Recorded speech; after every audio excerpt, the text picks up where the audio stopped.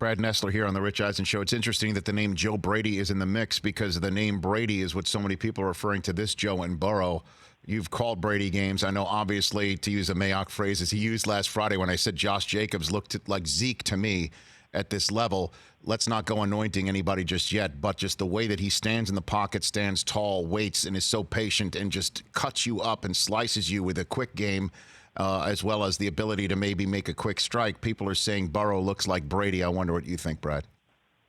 He's got a long way to go, obviously, to be something like that. But I remember I did Tom's last college game, and he wasn't even the starter full-time in Michigan that year. I don't think. You would know that better. Drew Henson, they tried to sneak in there a little bit, but Brady came out in the Orange Bowl and threw 3 touchdown passes to David Terrell, and I did that one, and I think that might be up until last year's Super Bowl, the last time Brady wasn't the MVP of a game because they gave it to David Terrell. That's a whole side story. But no, I call him Joe Cool, Burrow.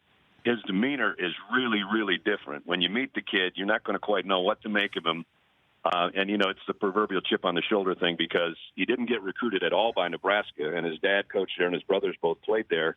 And I asked him that 2 weeks ago, and he pointed at me and said, "Good question." And he's still ticked off about that because he would have liked to have played probably for Nebraska.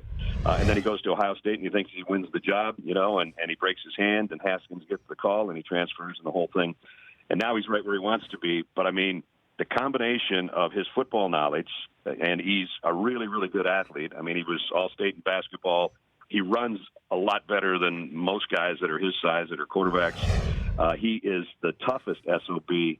Every time he gets one right in the side of the helmet, he just pops up, and the whole team rallies around him because of that. It happened in the UCF Bowl game last year. It happened in the game we did earlier this year when he got tattooed on the sideline, and he just popped back up. And, you asked him about stuff like that, and he says, "What am I supposed to do, just fold my tent and just walk to the sideline and go put somebody else in?" He said, "Hell, I'm a football player."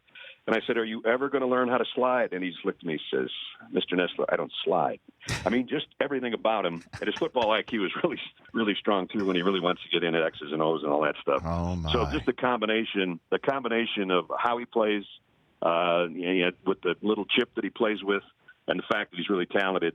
His arm talent's a lot better than it was a couple of years ago, too, and he's worked hard on that with, the quarterback guru guys and all that. I don't know who the guy is, but he's got a lot more velocity on the ball. He can make all the throws, and he knows where to go with it. He knows where he's going with it 85% of the time before the snap, and he's just a smart guy and a really talented football player. So you're saying that in the Brady comparisons, there's the whole fire that's stoked by the beginning, the roots, the being overlooked, the being passed over, that sort of business from his past. Didn't realize I was answering your question that way, but you got it, my friend. For more of The Rich Eisen Show, tune to Audience Channel 239 on DirecTV for free on BR Live or download the Rich Eisen Show app.